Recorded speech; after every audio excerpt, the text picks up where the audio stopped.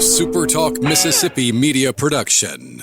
State Treasurer David McRae has put millions back into the hands of Mississippi citizens, expanding the state's affordable college and career savings program and also returning record amounts of unclaimed money. Check out how Treasurer David McRae's office can help you, your business, or your organization. Treasury.ms.gov.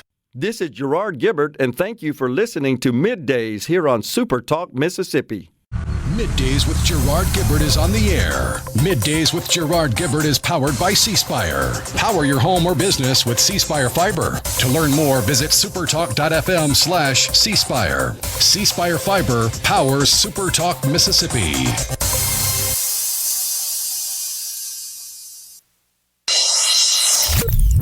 Get ready to go beyond the headlines and join a meaningful conversation with people from around the state. Hello. You're listening to MidDays with Gerard Gibert here on SuperTalk Mississippi.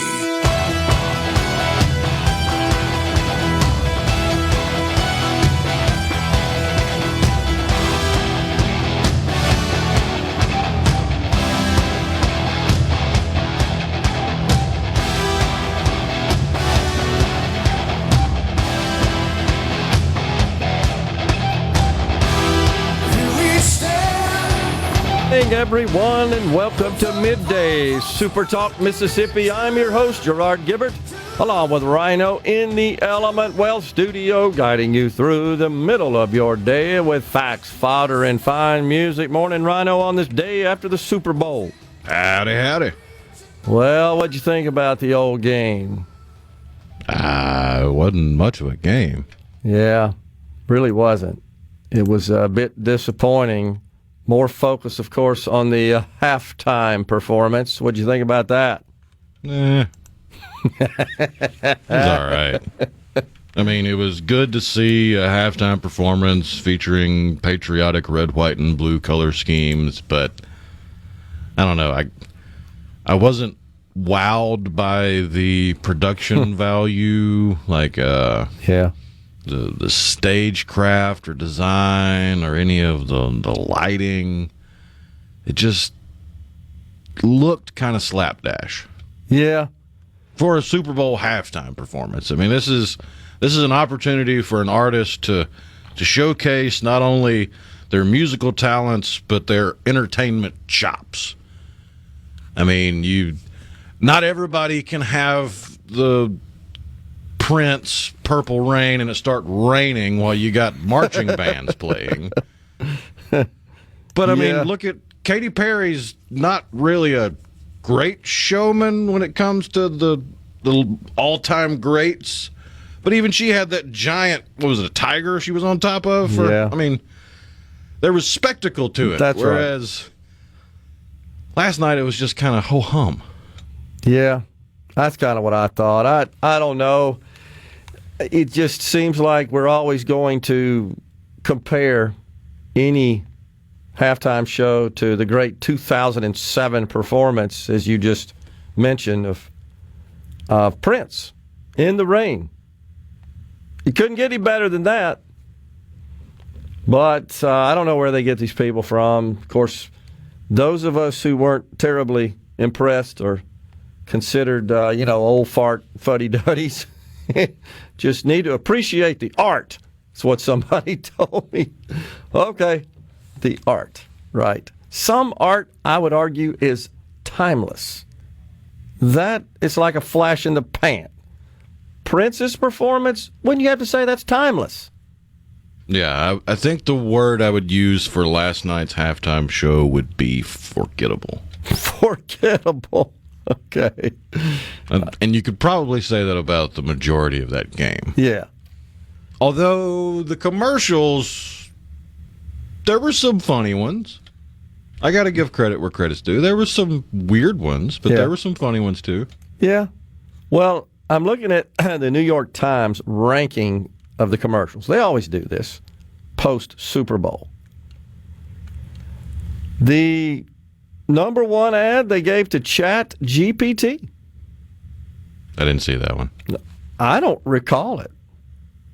Artificial intelligence may bring about the end of human life as we know it, But this pixelated, pulsating animation was the most purely pleasurable spot of the night.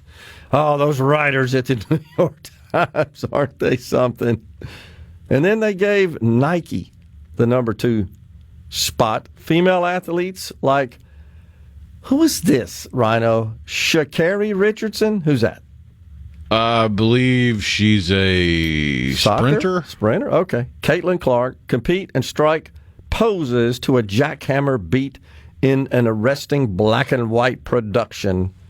That's Nike's first ad since 1998. And then the NFL had a feel-good promo, I guess you could call it. Somebody. I am somebody. I wasn't sure where that one was going. Other than that, it seemed like there were lots of social justice-themed ads. Is that kind of where we are now? The only one that felt cringeworthy to me was the flag football in all 50 states where the girls beat the guys. And it's like, okay, this is a fantasy land, but it's a commercial. Yeah. They're supposed to be kind of fanciful. Like it took me 4 or 5 times seeing the Stella Artois one before I finally figured out, oh, they're selling Stella Artois. It's not just David Beckham and Matt Damon hanging out. That also, I believe, made the list, if I'm not mistaken. Did Mountain Dew make the list? I don't see that with their Baja Blast commercial starring the musician and the musical artist Seal as a seal. Don't see that one. I'm looking that through one it. Disturbed some people. I thought it was funny. Okay. Well, just looking through them here, I don't see it. Some of these I don't remember. You have to admit, though, the game itself was kind of weak, and it kind of lost your interest. The Michelob Ultra ad featuring Catherine O'Hara and William Dafoe as pickleball players, I thought that was bad. I didn't like that's one of those. The problem with it is it's been playing for a couple weeks leading up to the Super Bowl. It wasn't like this big premiere moment where you could only see it during the Super Bowl. Yeah. And there wasn't the kind of creativity you saw in years past where you had the Miller High Life people with their 1 second Super Bowl ad where it was just a dude jumping up going, High Life, and that was the whole ad. Never forget that one. But somebody finally did use my idea. I won't hold them accountable. I won't ask for any royalties for it. But the Angel Soft toilet paper people finally had the bright idea to put a bathroom break in the commercials. So when the commercial started, it's just a blue screen with bathroom break and then a 30-second countdown. And the little Angel Soft mascot's like, all right, it's time for your bathroom break. One of my friends said, the halftime show made me yearn for the old days when Bruno Mars was our entertainment. That was actually pretty good, the Bruno Mars show. You remember that one? I thought it was decent. That wasn't too terribly long ago. It had some more pizzazz as far as the production value. Yeah, I'll give it that. Yeah. Andy in Jackson said, saw the commercial last night. Not sure which one he's talking about. Apologize for that when we were talking about the various commercials. Good commercial, but I really enjoy commercials with Trunk Monkey. Where do I get one of those monkeys? That's been a minute. Yeah. Not sure. If anyone was watching on Tubi, because that was the streaming platform that had the Super Bowl, they had some Tubi-themed commercials they sprinkled through that were odd. Like it grew on me after the first or second time I'd seen it, but the one where it starts off and they're doing the sonogram and looks like the baby's wearing a cowboy hat, and then the baby's born and it's a kid and he's not wearing a cowboy hat. His head is a cowboy hat. It's like a flesh cowboy hat. Gotcha. Except all the friends in his school were wearing wizard hats because fantasy was cool, not cowboys. And then he grew up, and eventually cowboys came around, and he was cool. Super Bowl halftime show, not my cup of tea, says Loretta in West Point. Prince sang, no lip sync. We are reminded on the C-Spire text line. Count me in as an old fart. Terrible halftime, says Ricky in Aberdeen. Amanda from Pike County. I didn't think about it. while he was singing, but it would have been fun to put on closed captioning to see if it could decipher what he was saying. Even ChatGPT could decipher that one. The C Spire text line, 601-879-4395. Seal was good, too, says Derek in Greenwood. Yeah, that was. I remember that. He also mentioned Totino's. That one caught me off guard. I'm not going to lie. They're selling the pizza rolls, and all of a sudden the alien's like, "Yeah, I'm going home," and then the door closes on him. Just that was it. Wilson from Greenwood, Seal did not make a handsome seat. Huh. Okay.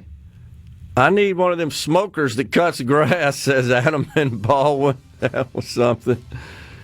Bullcrap, I like the one where the lady said, "I'll have some of what she's got," says Jim from Pontotoc. The Hellman's Mayo recreation of, what was that Meg Ryan, Billy Crystal movie? When Harry Met Sally? Yeah, that's it. Hope everyone is excited about Luka debuting on the Lakers tonight. Huh. I'd rather hear the Hollies singing "Sometimes All I Need Is the Air That I Breathe" than that spectacle last night, says Jerry in Pontotoc. On middays at 11:05, it's Noel Nickpour, Republican political strategist and commentator. Man, that should be a good discussion. Stay with us. We are in the Element Wealth studio, kicking off a brand new week.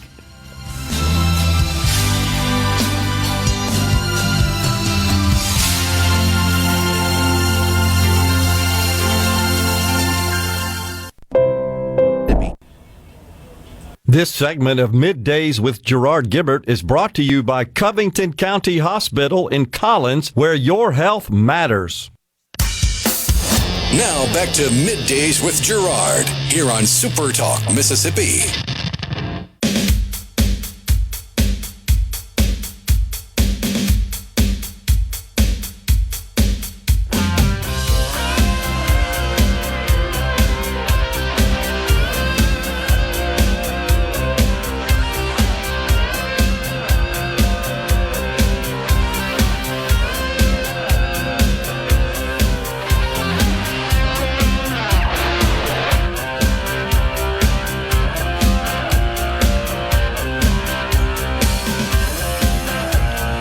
All right, a little ZZ Top bumping us into this segment of Middays.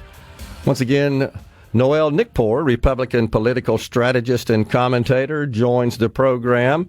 At 11:05, we'll get her thoughts on the whirlwind that has been the first couple of weeks of the Trump administration. Today, more executive orders. I believe the president signed one while traveling to New Orleans. He did attend at least the first half of the Super Bowl.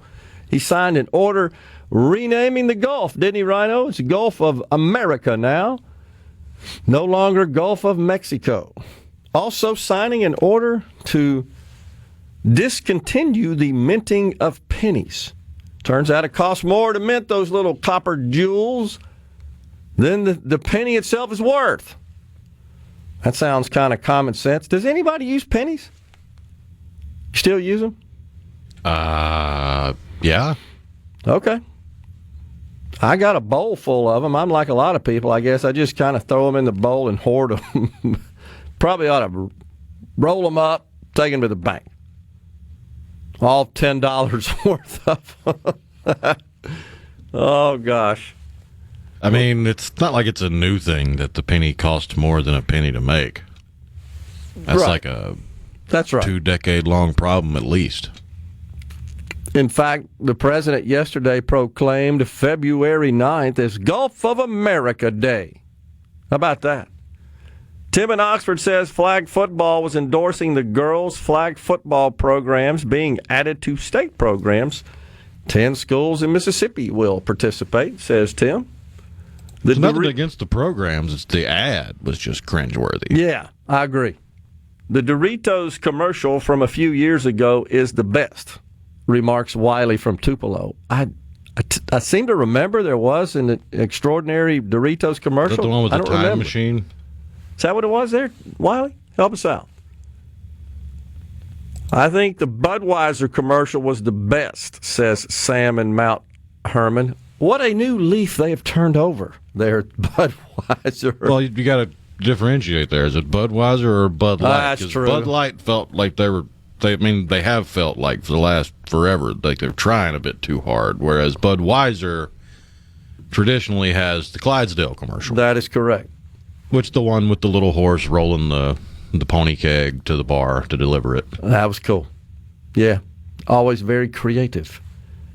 Dustin from Walnut says, I kept watching for the Elon Musk commercials. The cowboy hat head kid kind of freaked me out. Yeah, the rumor about Elon Musk investing $40 million out of his own pocket to promote Doge and expose some of the crazy spending that they have identified was, in fact, just a nasty rumor. And there were people, you know that, Rhino, that only tuned in just for that, have no interest in football. I never believed it, though. It always sounded a little fishy, did it not? Just sounded fishy.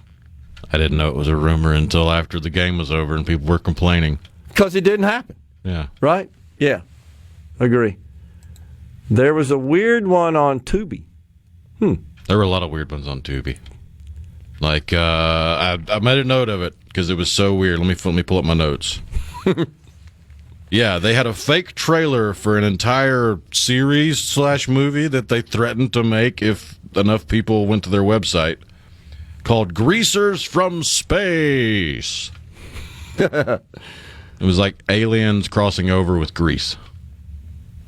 Well, always entertaining, but the game was kind of a flop. Honestly, it wasn't not what all I expected, that's for sure. The Chiefs, Mahomes looked a little confused, little disheveled, as they say.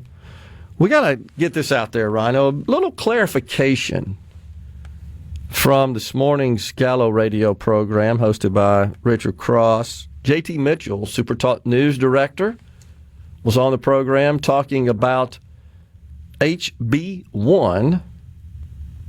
That would be the bill the Mississippi House of Representatives has passed, transmitted with the formal procession now, as we have described it. We've anointed that here on the program. It's a T-Rex wearing a tuxedo and a monocle, carrying a gold mace with a procession of a Zydeco band. Oh, that's awesome.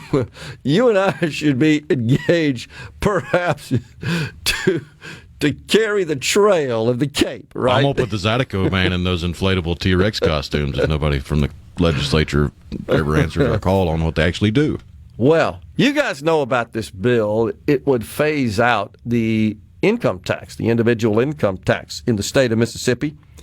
Well, you also know from this program, and of course just in the news in general, that the Mississippi Economic Council, the Mississippi Manufacturers Association, and BIPEC are another organization, the Business and Industry Political Education Committee. They are joining forces, working together to promote and advocate for good policy for the private sector.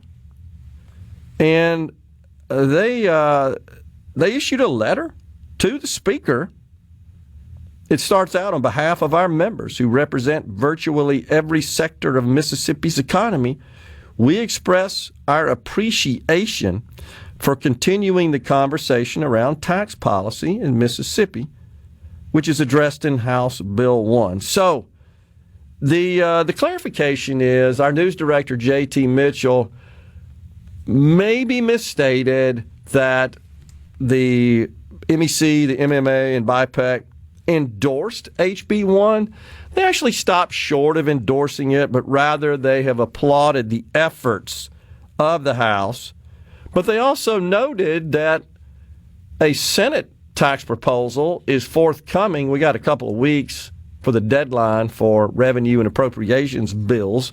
So they're busy working behind the scenes, is the Senate, on their version of tax reform. I don't think it's going to look exactly like the House bill. Wouldn't expect that. But mainly what these three business-oriented organizations have done through this letter is applauded the efforts of the House and looked for the Senate and the House to work together to continue to advance good tax policy in the state. So we just wanted to get that out there and make sure that was understood. Look, it happens. It was no big deal, honestly, but it stops a bit short of full-throated endorsement. That's the main point. Appreciation and lauding of the effort, but not quite a full-throated endorsement. I think what we've got is these three organizations are going to wait to see what the Senate comes up with. And then I suspect they'll make some statement about the two versions. I'm not sure if they would pick one over another, but it may be as simple as, hey, keep working together, guys. We like the efforts. We like a lot of what we see. Keep at it. I think that's what we're likely to see. Let's see. Standing on the hood of the GNX was grounds for deportation, says Thomas in Greenwood. There are a lot of automobile enthusiasts that certainly appreciated and recognized that classic vehicle. That's pretty cool. I enjoyed watching Mahomes getting punched in the mouth for 4 quarters. Not a Mahomes or Chiefs fan. I'll put you down in that category. He looked a little confused. I mean, the interceptions, you don't normally see that out of him. A lot of pressure, though, wasn't there? Yeah, a lot of pressure with zero blitzing. They got home on Mahomes with a 4-man defensive line. Unbelievable. That's grown man stuff. Man, they were. That rush, the outside rush there, was pushing those big old offensive linemen right into the pocket, especially around the goal line a couple of times. Let's see here. Stewart Landscapes asks, why did HB1 choose a 5% sales tax on fuel instead of slowly increasing tax on fuel per gallon by a few cents per year? Hey, it's a half a dozen sort of deal. The feeling is that it may vary with the price of gas, which is it would, and the expectation, I think, largely is that the price of gas is going to drop even further under the Trump administration.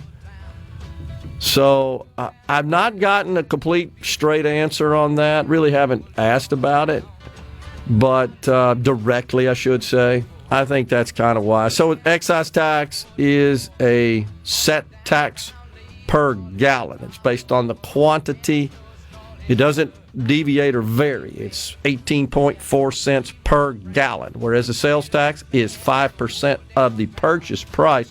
There are some other states that have similar structures where you have a sales tax and an excise tax. Coming right back in the Element Wealth studio.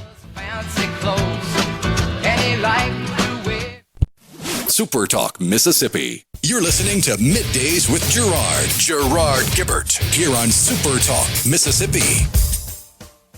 Bicycle, bicycle, bicycle. I want to ride my bicycle, bicycle, bicycle. I want to ride my bicycle. I want to ride my bike.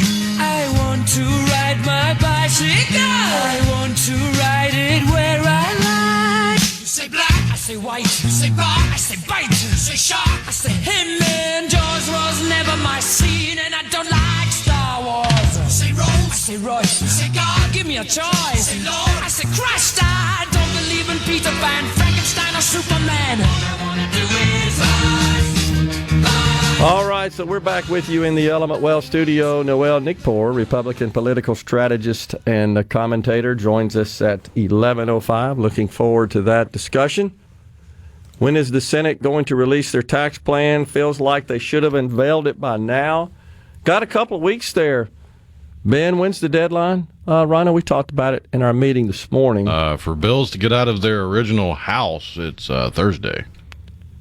I think appropriations and revenue bills have a little different deadline, do they not? Or maybe they do. That'll be next week sometime. That's what I think. So this would fall into that category. We need to look at the calendar and make sure it's pretty soon, and I think we'll see something. Ben, most assuredly within the next 7 to 10 days. We'll find out what the deadline is. I can't remember exactly. We'll get the schedule for you. Hiking Gulfport says the D-line was awesome. They had Mahomes rattled. He is not used to that much pressure. A normal man in that trench warfare on either line would have perished. How they kept Chris Jones contained is almost something from the Twilight Zone. I agree. That was a little surprising to me as well. He, of course, a Mississippi State product. Really good. Let's see here. So, Robert Wright, she's all upset, is he, about President Donald Trump shutting down the USAID program. Now, that thing's been going back and forth. Where are we on that exactly now, Rhino? Is it completely shut down? Because they were supposed to be vacating their offices Friday. I'm not sure if that's the case now. There's been lawsuits, different courts. I'm not sure what the status is. I mean, it's like changing on the hour. So there's a current status on that we need to check out. Well, the office building has been occupied by Border Patrol. Okay. The USAID lettering on the outside of the building has been taken down. Saw that, been removed, yep.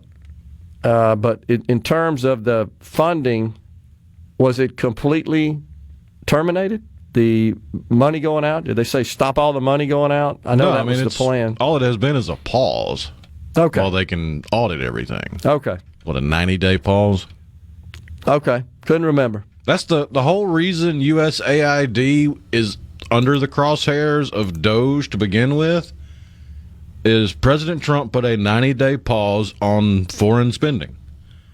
And the leadership at USAID was poking and prodding and doing everything in their power to circumvent Trump's order, which threw up a whole bunch of red flags for the DOGE dudes, and they started digging.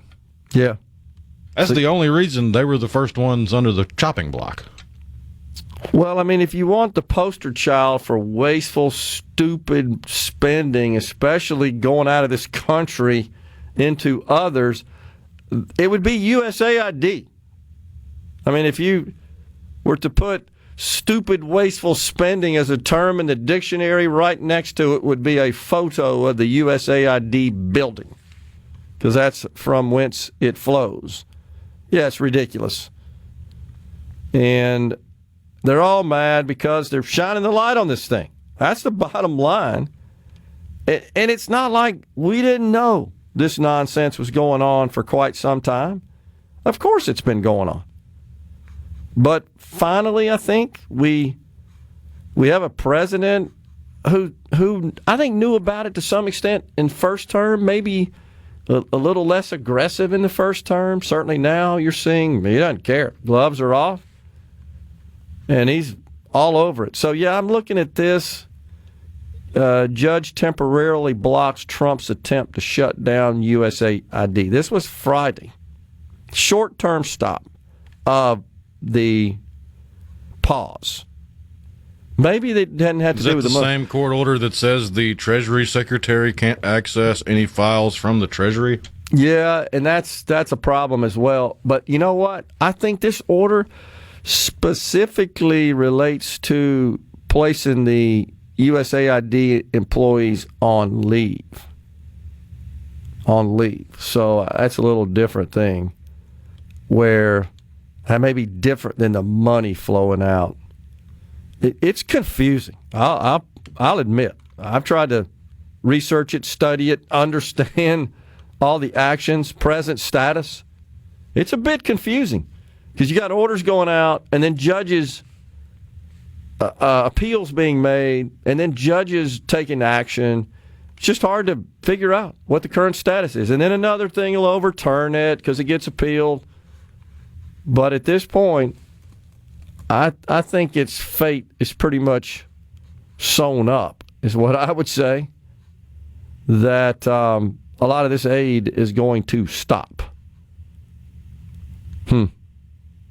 And there's a lot of the employees that are psychologically frightened of Musk as a result of the actions being taken by... Well, you've seen the latest pathetic pity party they're throwing for themselves. No.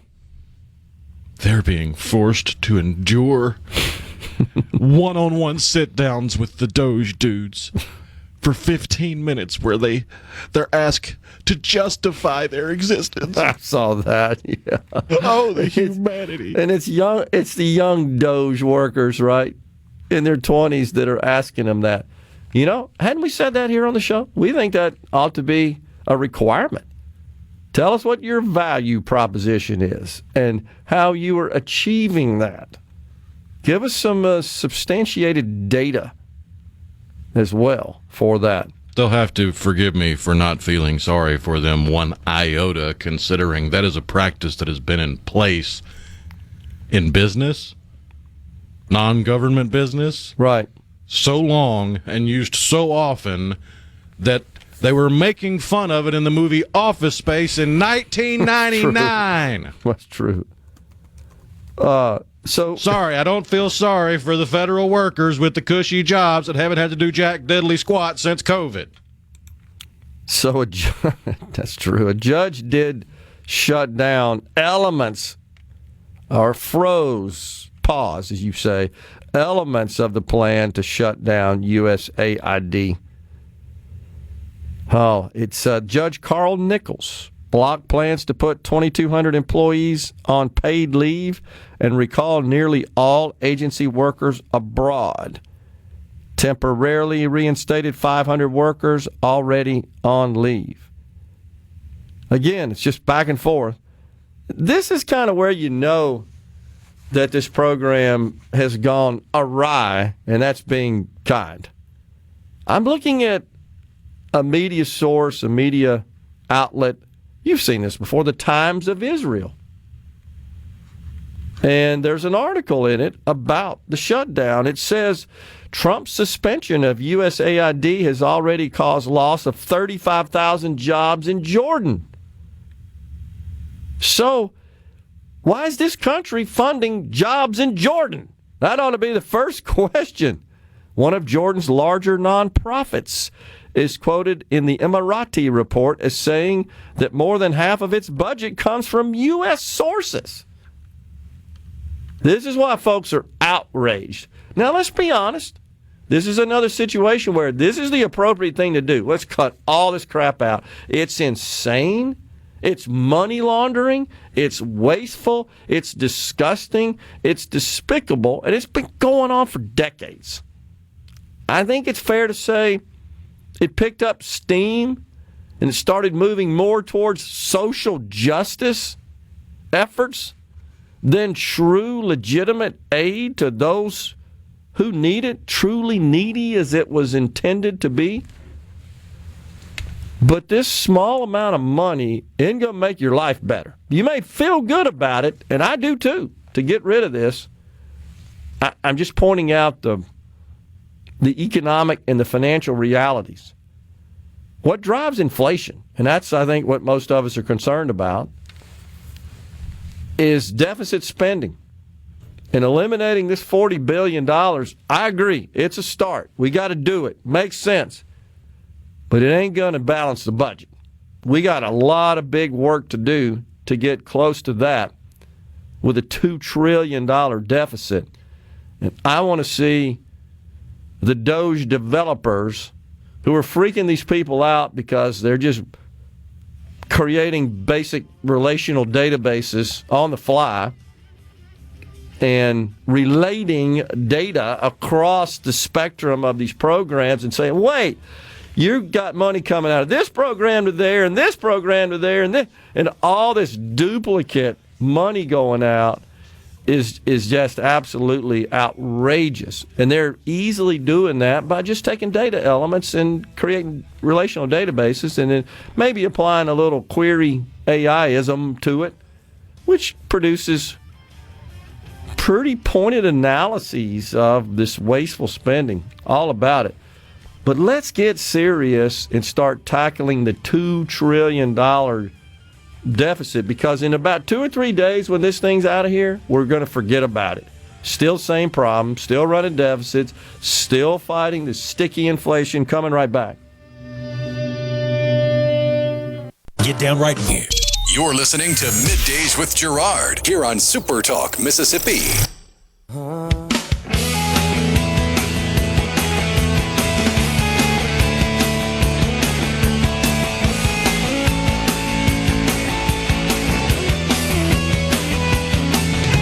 It's you and me, baby, no one else we could trust. We'll say nothing to no one, know how or we bust and never crack a smile or flinch or cry for nobody.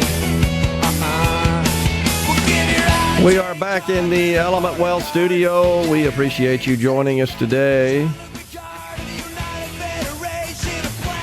There we go. I got a legislative deadlines document here, Rhino. So you were just saying that deadline for making requests for appropriation and revenue bills, the 24th.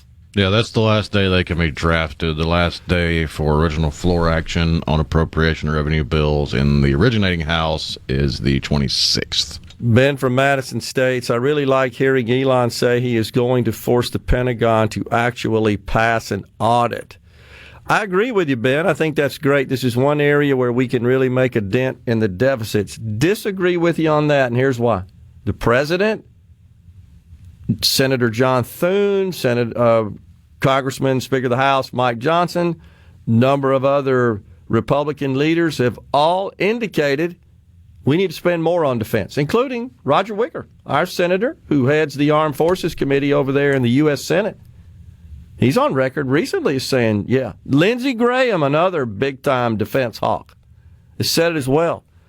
We just passed, after the president was elected, the National Defense Authorization Act. That's the money that funds the military. We actually increased spending from the prior NDAA for the year to the tune of $26 billion. And so while I certainly applaud and agree with Elon Musk, we need to review and conduct a full scope audit of the Pentagon and have them account for all the money that's been appropriated to them, including identifying assets. Isn't that right, Rhino? They're saying, we don't know where this is, which is insane. If you were performing a financial audit on a public company, I'm talking about a public accounting firm, one of the big four, who for the most part audit Fortune America and big corporations in this country. If you were conducting an audit, which they have to do as a matter of law every year, and the client, the company, were unable to account for and produce evidence of certain assets that are on the balance sheet, you're not giving them a clean opinion. I can assure you. You're either going to make them write it off and say, well, you can't find that asset. So if this were the Pentagon, wait, we gave you X billion dollars for a bunch of military assets and you can't find them? Well, you're going to have to take them off your balance sheet. Write them off. Now, unfortunately, to the taxpayers, it's just an accounting entry. In the private sector, you start writing off assets because you can't find them, you can't locate them, you can't produce them. You know what happens. First, you take a huge hit on your income, which is bad for your stock. Secondly, guess what stockholders do? They jump ship. Wait, I'm investing in a company that can't find the assets which we funded through the purchase of their equity, of their stock. I'm out of here. I don't want anything to do with that company. But yes, that's how we operate the United States military. It's worse than that, because at least with a private business that you're investing in, you can choose not to invest. You can choose to walk away. Correct. If you don't send Uncle Sam your hard-earned money so he can waste it, then they're going to come get you. That's a good point. Yeah, you're going to have to suffer some consequences there. And let's be clear, we're certainly not condemning or criticizing the fine men and women in the uniform that are serving their country. They don't have anything to do with this. This is on the top brass. You know, the same people that told us that white rage was the number one problem in the United States military? The same ones that have a cushy board job lined up the second they retire? Correct. We're talking about compensated board positions that where the compensation is more than the average American makes. You're exactly right. They'll go join the boards of those organizations. That's part of the reason why you wind up with a bag of washers or bolts that costs, I don't know, more than I make times 2 in a year. And you can get that basically that same bag at the hardware store for $5. True. So true. So to be but clear, it's got to pass this and that and the other, and it's got to go through this, that, and the other, and it's got to be this. It's a waste of time and energy. I'm all for it. I don't want to be wrong. Want to give you the wrong impression here. I'm all for this, and I think we ought to hold every dang one of them accountable, and we ought to expose this atrocity, in my view, which is we can't find stuff you gave us money for. That's a big old problem. I'm just cautioning that we have leadership among Republicans that say, we got to spend more money on the military. We're getting behind. I don't really feel good about this idea of we're going to shrink spending on defense. I would say you're going to see just the opposite, an increase in defense spending, and that just makes it virtually impossible to close the gap on the deficit. It's time for a break. Fox News SuperTalk News is next. Then Noel Nickpour, Republican political strategist and commentator. Stay with us. Of Middays with Gerard Gibert is brought to you by the Mississippi Business Journal. Visit msbusinessjournal.com. Scott Coopwood, publisher. And now, another hour of the talk that keeps Mississippi talking. Middays with Gerard Gibert. Begin your transition now. Now on SuperTalk Mississippi.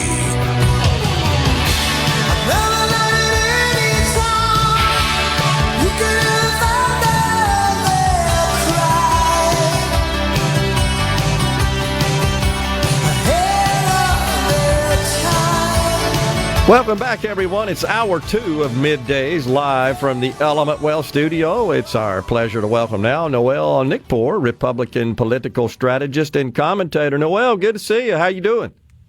Oh, good to be with you. I am doing quite well, considering all the rapid-fire executive orders and everything going on in politics.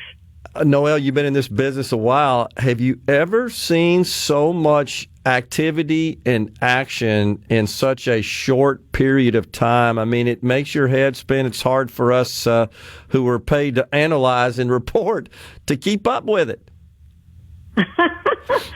Oh, my gosh. Yeah, you're right on that. And, I raise money, especially for super PACs, and I also advise and give political strategies, to companies. And recently I had an accounting firm call me and say, okay, can you give us some guidance on how to advise our corporate clients on tariffs, taxation, and a lot of these manufacturing companies hire, a lot of the immigrants, and so it's been tough times, but it's been good times, because in the same breath, there are a lot of companies that feel relief because of the immigration policy that he didn't just promise it. If you notice, day one, he got after it. Day one, He is getting after it. Well, that plus the cultural rot that was injected into every corner of society with this DEI stuff. I just can't fathom the speed at which all of that has just been abandoned and been dismantled. I read this morning even Google now, Alphabet, is seeing the light. And they are abandoning and terminating their DEI department and no longer hiring on that basis, but returning to what a novel idea, capabilities and qualifications and merit. I mean, it's just been a sweeping turnabout.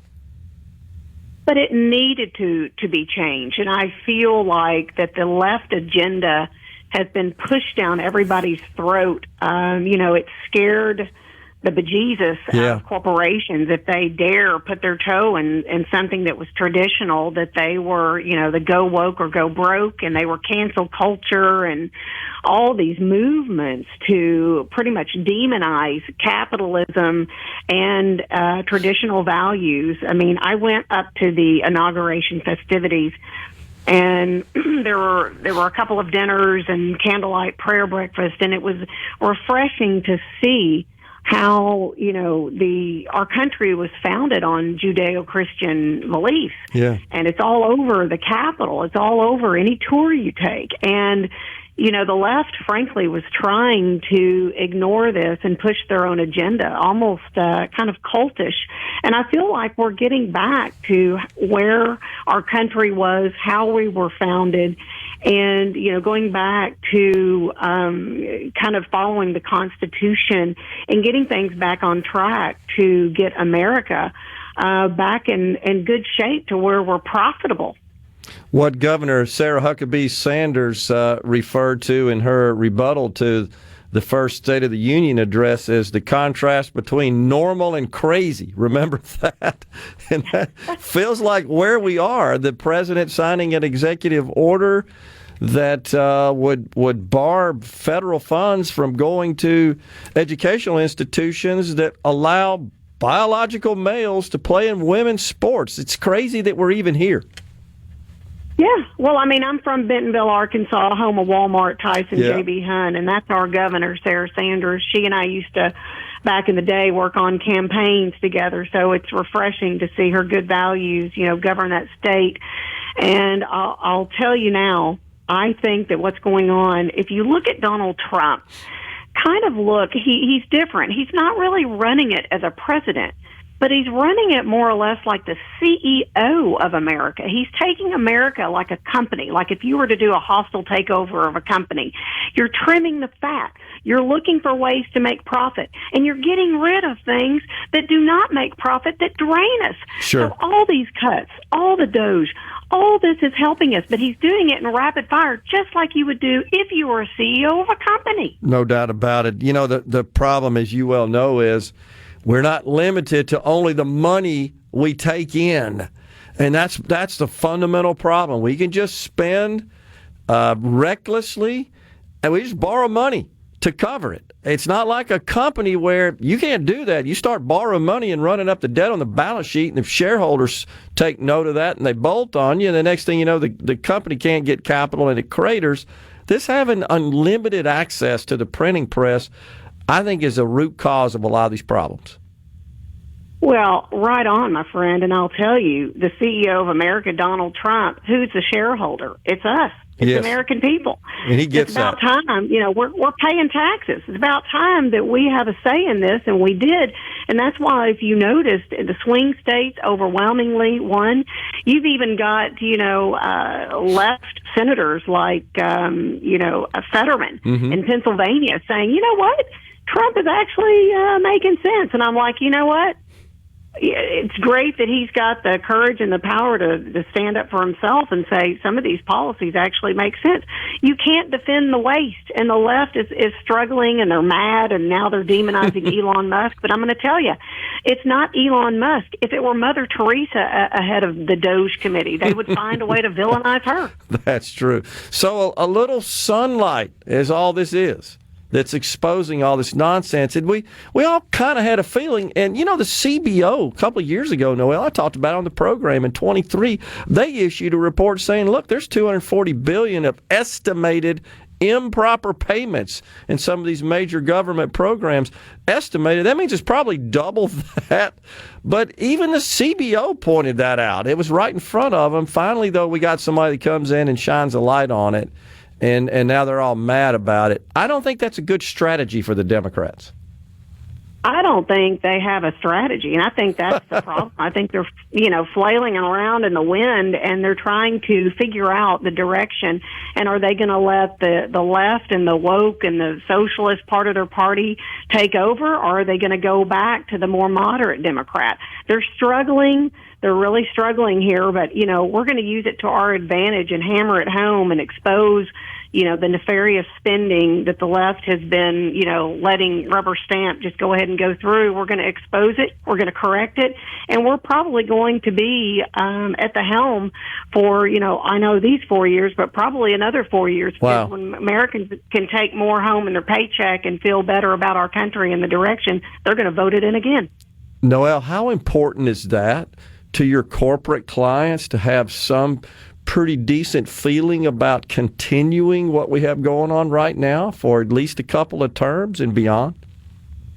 It's extremely important. As you know, my background is dealing in super PACs, and super PACs are dealing with for people that don't know that are listening, a super PAC is a PAC set up to coincide with a campaign to raise bigger money, but doesn't coordinate with the campaign. So the amounts of the contributions are limitless. I can take, $1 million, I can take $5 million.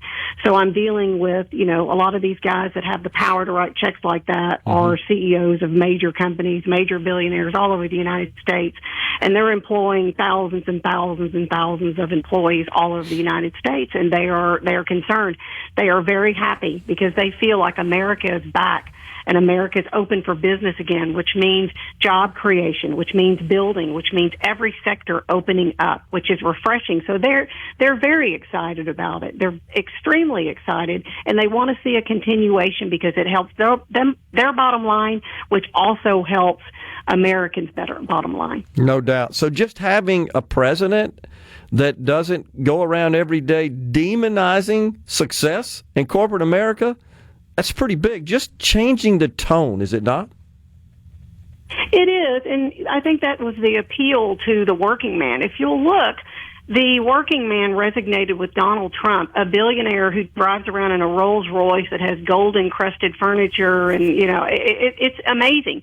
But it resonated because he was tired, and he's not a politician. It's where Joe Biden, Kamala Harris, all these other guys, these are all career politicians. I think Americans want someone that's been in the private sector. They want a business person that understands what it's like to sit at the kitchen table and have to decide between your car insurance and groceries. No doubt about it. Noelle, we certainly appreciate you coming on the program. I always enjoy your insight and analysis, and hope to talk to you again soon. Thanks a lot. Thank you.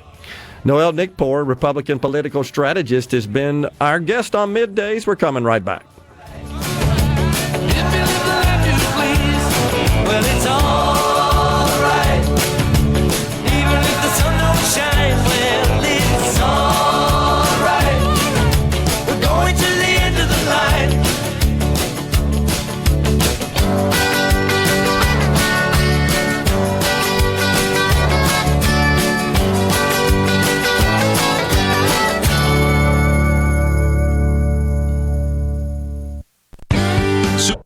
Middays with Gerard Gibert. Let's do this. On SuperTalk Mississippi. Let's go.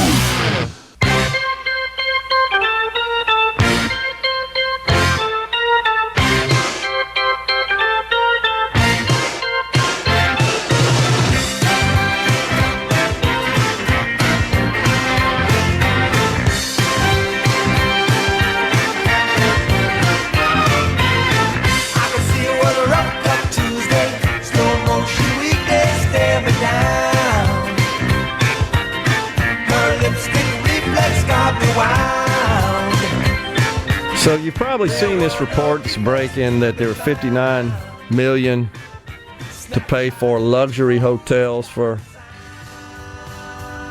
illegals that came from FEMA. And it was in New York, right? In New York. And the problem is Elon Musk is talking about this. He's saying that the White House press secretary, Karine Jean-Pierre, the former one, of course, in a press briefing said, no, that's not happening. But here's the problem. It's perfectly legal. Go look at FEMA, and there are two major categories of programs. And one of those, for like temporary housing assistance and stuff like that, go look at it. Illegals qualify. This is on the Congress. The Congress needs to address this. It's terrible policy, and of course it promotes illegal immigration. This is on the Congress. But it was a lie when Karine Jean-Pierre told Americans that no FEMA funds were being diverted to illegals. What she should have said was, yeah, we are, but that's perfectly legal, guys. But what would have liked to have seen is, yeah, we need the Congress to act and change that, to bar FEMA. Rhino, this is another example where faceless bureaucrats running these agencies have a bigger impact on American life than the 535 people do that we send to Congress. This is another example. The USAID deal is another example. Everything that's going on right now, if you think about all the executive orders, all of that came from the faceless bureaucrats. The restructuring of Title IX, as an example, where if you just identify as a female, you're fine. All the student loan forgiveness. I mean, just go down the list. All of that came without congressional approval. The only thing that Congress has done since they've been in session, which was a good thing, was the Lake and Riley Act was enacted. Right now, they're trying to hammer out a deal to address extension of the Trump tax cuts and get a budget done. You got this debt ceiling hanging out there. I know there are a lot of people in Mississippi that are upset with the Republican congresspeople, the congressmen who represent our state, 3. There are 4 total, 4 districts. 1, of course, Benny Thompson, a Democrat, all voted to extend the debt ceiling. I got to remind you guys, that's what the president wanted. He wants that as well. In fact, he wanted it to be included in the latest continuing resolution to push it out for a year so we didn't have to mess with it. This is what he wanted, and they're following his instructions. And I know what people say is, wow, they're extending the debt ceiling. They're not serious about solving our budgetary problem. But until we balance the budget, we got to extend the debt ceiling. And to balance the budget, you need to find $2 trillion of spending, or $2 trillion of income, revenue, or a combination of the two to close that gap. That's just not going to happen in a short period of time. In fact, even the Doge boys, Elon Musk now, I guess it's Doge boy, the one head person, has cooled his aspirations from $2 trillion down to $1 trillion. That means we're probably going to get a fraction of that. It's just a problem. And then, of course, there's concerns about Social Security benefits going to illegals. Perfectly legal. Change the law. That's a problem. If you get a Social Security number, and you can, if you have a work visa or you're approved to work in this country, even though you're not a citizen, you participate in Social Security. It's the way it works. Now, in some cases, I think most people are upset about the latest news out of Social Security involving the fact that no one working there was allowed to apply or even think about applying any sanity checks, which is how you wind up with countless people aged 150 still receiving Social Security benefits. Agree. It's been going on for decades, was pointed out by the CBO in that rather scathing report a couple of years ago, where they unveiled that, we think it's about $40 billion a year of improper payments, meaning people who aren't actually eligible for benefits are receiving them. It is a little concerning that it took this term for the president and bringing in Elon Musk and originally Vivek Ramaswamy to shine the light on something that's been going on for decades. This isn't anything new, because you've seen some interviews with some of these career administrators who basically have said, we just approve everything, right? Have you seen that? Yep. So this isn't anything new. Why is not the Congress requested more information, more investigation, more examination? Why not? They spent all their effort trying to hammer out a continuing resolution just to keep everything the same. What about stopping and asking questions? Wait a second. Can't this USAID group come forward and give us a list of where all the money's going? That seems like a reasonable request. Why did it take 21-year-old software developers to come in and create a simple relational database. Wait. You're asking the elected aristocracy to actually do their job? Oh, I know. Shame on me for thinking so brashly, I guess. It's so I applaud. That's the way it comes across to the average American voter. What's that? It comes across like 3/4 or more of Congress are sitting up there believing they are elected aristocracy. That is true, and that's a shame. And I hope we can get past that. And I hope this sunshine on all this stuff will change the attitude and approach. Let's be honest. This wasn't that hard. This didn't take like genius. Oh, wait, look at it. Wasn't that dang hard. Just wasn't. It just took the gumption, the effort, the desire. Because nobody would raise their hand and say, wait, we ought to take a look here. And because this is not anything new. This didn't just start under Joe Biden. This has been going on for decades. And it's time to take action. Completely agree. Just partially playing devil's advocate, do you not think that this is the first opportunity that has been had to do this simply because of the record lows in credulity of mainstream media? The fact that a majority of people are looking at the mainstream media going, y'all are full of it. Yeah. And y'all have been full of it for years now. Why should I believe anything that comes out of your flapping gums? You could be right. May have caused a change in attitude. Because before now, if you tried to do anything about it, you were taking money away from the media. So they were going to ostracize you and castigate you and tear you down, plus the D's that are going to lie to you no matter what, because they got a D by their name. That's pretty much the symbol for I'm going to lie to you 24/7. So you'd be attacked by the media and the Democrats for getting anything done. Well, to your point, our old buddy Robert Reich, during the Super Bowl, he posted this, by the way. You know, he has no idea. Because he's a pathetic little loser. Donald Trump tried to shut down funding for programs that millions of people rely on. Community health centers, Head Start programs, charities are still having trouble accessing funds. Meanwhile, taxpayers are paying for Trump's trip to the Super Bowl. Hello? I mean, that's the way this little guy thinks. Little guy, little brain. That's the way he thinks. Unbelievable. So he's a person who would not see any value in the President of the United States attending the largest sporting event on the planet, which happens to be in an American city, and in this case, one that just a short month and a half ago experienced a horrific terrorist attack.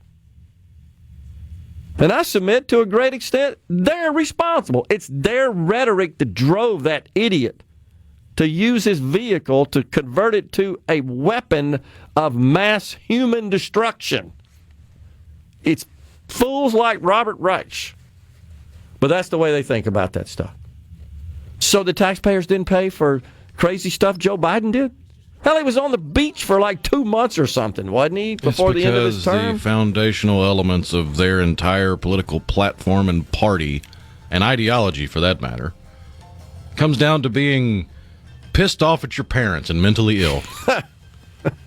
But no mention here about the outrageous list of spending. You could kind of maybe make an argument for community health centers and Head Start programs, though I'm not a big fan of those, honestly. At least those are going into this country. But he sort of forgets, conveniently, does he not, about the nutty stuff going, all the DEI crap going. No, he didn't forget about it. He agrees with all of it because he's a little loser. Well, that's probably true. We're coming right back with half an hour remaining on Middays. Please stay with us. On, baby. Drive me crazy. It's great. It's great. Balls of fire. From the SuperTalk Middays with Gerard Gibert. It is on SuperTalk Mississippi.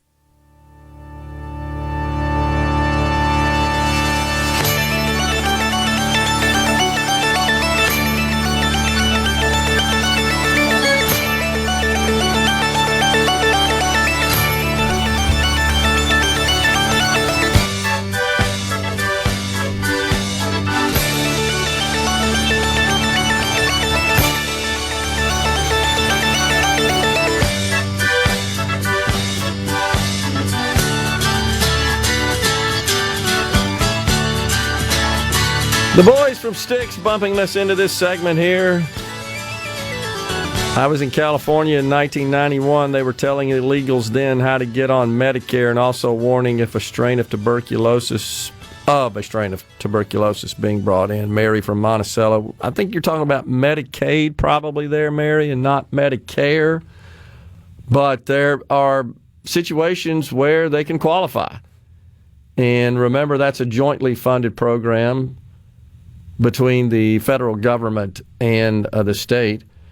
There are qualified aliens lawfully admitted for permanent residence is the term used to describe those who do qualify for Social Security supplemental income. It's called SSI. They wouldn't qualify for full Social Security benefits, retirement benefits, unless they met all the other qualifications as a lawfully admitted resident and that worked. You got to have, by the way, you got to have 40 quarters of contributing into Social Security to qualify for benefits, retirement benefits we're talking about here. You got to work at least 40 quarters. So, yeah, this is law. If we want to fix this and don't want them to be eligible, then let's change the law. Just keep in mind that if, in doing so, we would lose about $15 billion a year of payments into the Social Security program from illegals. Many of them do not qualify for benefits. I mean, it's just a screwed up deal because of the finances of Social Security overall. Thomas in Greenwood says, if we're not willing to call on our Republican majority in the House, Senate, and President to cut spending to eliminate the deficit, it's hypocritical to ask for the TCJA, the Tax Cuts and Jobs Act, also known as the Trump tax cuts, to be extended. I assume, Thomas, that's because you fully accept the Democrat position that allowing the TCJA to expire would increase revenues, right? That's what you're saying, I believe. Increase revenues. Though the talking point they have made ad nauseum, Rhino, since the thing was passed in 2017, have you not seen it? The deficits are caused by the Trump tax cuts, where all the billionaire friends of the president got these huge windfalls, which is complete horse hockey, not true, been proven over and over and over and over and over again. In fact, revenues increased by nearly a third. Corporate tax revenues, taxes, from after the corporate tax rate was reduced from 35 to 21, went up about 45%. Revenues increased substantially. We have a spending problem, not a revenue problem. Okay, he says, I support cutting spending and fiscal responsibility. Well, just tell us that you like God, apple pie, and mom. I mean, okay, that's nothing unique. What spending would you like to cut? See, this is the problem that our lawmakers are facing. And by the way, now there are reports out of Washington that the Senate's going its own direction. You've seen this, Ron. They're going in their own direction with a budget plan, and the House is going in their own direction. This is what bothers me. This is what concerns me, is that we're going to end up in different corners and find it difficult to meet in the middle. That's likely to happen right here in the state of Mississippi with the House bill, HB 1. I hope you guys have had a chance to review the article. If you didn't hear the other day before I went out of town, we finally got it up. And, the finally's on me, by the way. It took me a little while to complete the article, thanks to J.T. Mitchell, our news director, who, within about 4 hours of me sending it, figured out a way to get all the examples published and everything. Really appreciate our news department. But go to supertalk.fm, our main website, and you can find it. HB1 Explained is the explain colon, I think, HB1, the House bill that would eliminate the income tax. That's all out there. But we got the House and the Senate in Washington that are working independently, it appears, on legislation concerning our budget. We run out of money again here in a little over a month, and they're going to have to figure out, what do we do? We're running out of money. We got to extend the debt ceiling. we've got to fund government to keep it open. Here we go again. But the challenge I see, again, is that we're saying we're not going to touch Social Security, we're not going to touch Medicare. We got nearly $1 trillion of interest. We got $900 billion of defense, and a president and a government who says we got to increase defense spending. Guys, we're running out of stuff to cut.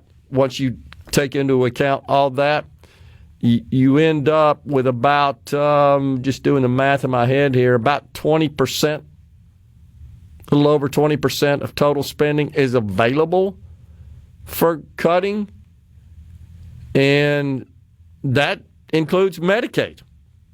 So should there be some significant adjustments to the federal Medicaid program as an approach to cutting spending and balancing the budget? It would seem that since all those other programs are off the table, that's what we're relegated to. That's a $620 billion a year program. It's less than 10% of total spending. We're not going to touch defense, can't touch the interest, got to pay the bills, or can't default. Not going to touch Social Security and Medicare. That's what we're down to. That could have a significant impact on the state of Mississippi if the Medicaid program were significantly reformed and overhauled such that the money that flows into Mississippi from the federal government would be reduced by a substantial amount. That would be a problem for our lawmakers here trying to get the budget done. We don't have the luxury of printing money in the state of Mississippi. We got to balance the budget. So, how many times did he attend the Super Bowl before this game? I'm just curious. I know he's the first sitting president to attend a Super Bowl. I don't know. I don't know that that's been mentioned. That's a good question. Gary in the Berg said, this is a great Doge team. He sent us a photo here. Who are all those people? Prominent figures in the Nashville, Tennessee-based NWA Mid-America Wrestling territory during 1977. Wow. I watched the game and never saw Trump in the stands. I thought they panned over to him a couple of times, didn't they? Right? I mean, there's certainly some still photos going around. At the very beginning, yeah. So many people have been scared into believing that they are going to lose their Social Security, says Robert and Brandon. Politicians, especially on the left, are participating in the scare tactics. It's really sad that they love the fear-mongering. Yeah, they are. And unfortunately, it's effective. Because their supporters are gullible little clapping seals. Exactly right. And just line up with that kind of junk. No doubt about it. 20-somethings run everything in D.C. now, says Ed in the Delta. That's what all the legislators' staff consist of. They do their research and produce their talking points. Yeah, I hear you, and I agree with you, Ed. The point I'm making here is they do that on behalf of the member that they serve, no doubt. But the policy that affects us comes out of the agencies, from the executive branch. You think about what's happened in the last 3 weeks. I mean, just monumental change in a lot of different things, all coming from the executive branch that is implemented through the agencies, just like it did the prior 4 years. Not coming from the Congress, the people we actually elect. It's the faceless bureaucrats. Now, I'm glad that in this case we got a president who is issuing orders that force the faceless bureaucrats to do things that I agree with, as opposed to the prior administration that issued orders to do things I didn't agree with. Turns out those are pretty popular. You've probably seen some polls, even conducted by CBS News, which shows the president with a 53% approval rating. That's pretty shocking. I mean, so we're still in the honeymoon phase, but I don't know that another president has had a rating, an approval rating quite that high in their first 3 or 4 weeks in office here.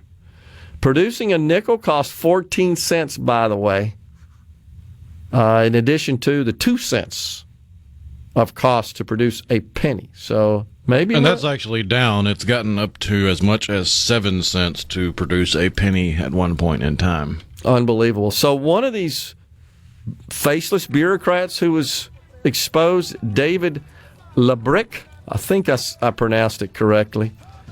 He's been at the Treasury Department for well over 20 years, oversaw $1 billion in federal payments, even when he knew some of these payments were fraudulent and improper. He signed off on them. Is this not the guy who said, I've never said no, I've never rejected? There was somebody who's been there for a couple of decades and said, yeah, I've never actually turned any down. I just sign off and let them go. These people don't care because it ain't their money, and there are no consequences. There's no accountability, and there's no consequences. This is why we need people who would run the place like a business, where if you do stupid stuff like that, you don't eat. They don't have any fear. Just show up and sign off on documents and send money. Our final segment next. Hello, I'm Sean. Are we going to do this? Middays with Gerard Gibert. Keep rolling. 3, 2, 1. On SuperTalk Mississippi.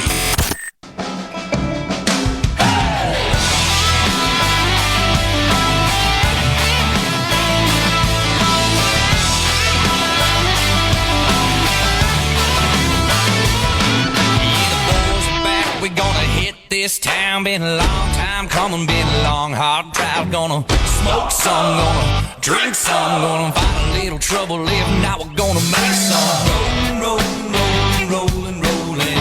We gonna throw it on down. We rolling, rolling, rolling, rolling, rolling. Yeah, you better watch out. We are back in the Element Wealth studio, so Thomas and Greenwood, but back to extending the TCJA. Why is cutting spending to offset it too much for me to ask of our Republican trifecta? Offset what, Thomas? Thomas, I'm worried about you, man. You're sounding like Bernie Sanders, honestly, and Liz Warren. Because offset what? What you're saying is that tax cuts actually produce less revenue. But yet, you're a big proponent of extending, or not extending, but abolishing the income tax in the state of Mississippi. I believe you have also opined that that would likely produce more revenue through economic growth. And that's exactly what the Tax Cuts and Jobs Act did. I mean, that's mathematical fact. What the Democrats do, and unfortunately what the CBO is required under law to do, is they calculate the effect of tax reforms just with absolute math, rather than considering the broader economic impact of such policy and how that might affect revenues. So in the case of the Tax Cuts and Jobs Act, they said, yeah, this is going to cost $1.5 trillion. I think they revised it to $1.8 trillion over 10 years, beginning in 2018 when it went into effect. Except that's not what happened. Revenues went up. And so it's all these hypothetical what-if scenarios that don't coincide with reality. Nobody's saying here that we shouldn't focus on cutting spending. I agree with you, but I know, Thomas, you want to cut Social Security and Medicare. Just be honest. If you had your way, you'd cut those benefits today. I'm simply pointing out what the temperature in Washington and the landscape looks like. The president and leaders in the houses have said we're not touching Social Security. That doesn't mean we shouldn't root out the waste, fraud, and abuse in the program. Absolutely. People are getting paid that shouldn't. Checks are being cut that shouldn't. Absolutely. That should be rooted out. It will stop way short of what's needed to balance the budget, and it barely, if at all, offsets the natural increase in Social Security benefits because more people are retiring, fewer people are paying in, and the cost of living adjustments go into effect based on inflation, which is still a thing. And then there's Medicare, which is a function of health care costs, which is virtually unpredictable. I mean, you can do your best to predict what that's going to look like. Same as the Medicaid program here in the state. Then you got debt interest, which you got to pay. Can't default. Can't cut that. You got defense, where you got the president and the folks who run each house saying, yep, and other powerful members of each house, we need to increase spending. So that leaves you with the two pieces I talked about. All the agency complex, that's about 15%. And then there's Medicaid, which is about 9%. So you got about 24, 25% that you could cut. You could cut every single bit of it, every penny of it, and you would still have a $700 billion deficit. He agrees. He would totally cut it. Thanks for being honest, Thomas. And I know you believe in your heart that would be the right thing to do, to just get rid of Social Security and Medicare. 20-somethings need to be running the agencies too, perhaps, rather than the entrenched career people, says Ed in the Delta. You know, I actually agree with you, Ed. Something we've talked about on the show before is that we need term limits on these bureaucrats that run these agencies or that are in powerful positions in these agencies, like this person I just mentioned. What's his name? David Liebrick, career Treasury Department official. You think he cares, gives a rip about, just sign that. I know it's not legitimate. He doesn't care a bit because there are no consequences. In fact, it would likely be the only headache he had for a while if he said no. That is true. That's exactly true. Other than that, it's just pretty easy. They just want to show up at the office, prop their feet up, and take your tax dollars for their salary. That is so true. Welcome to working for the federal government. That is completely 100% And before true. somebody gets the red rear about, oh, my baby works with the federal government, she works hard. Guess what? Figure out statistics. You can have outliers. I'm talking about, and I'm painting with a broad brush, but it's true, over half the federal government needs to be out of a job because they're worthless. They got till 11:59 tonight, by the way, to take the offer to resign with a severance package. By the way, the tolerant left, we have to play this tomorrow, strikes again. A Chattanooga pastor, Steve Caudle, he tells his church to, quote, carry out violence against Elon Musk for eliminating fraud in the government. It's the Christian thing to do. There you go, folks. We can't even agree on basic principles of Christianity because you got loons out there, probably on the gravy train. We're out of time today. Back with you again tomorrow. Until then, stay safe and God bless everyone.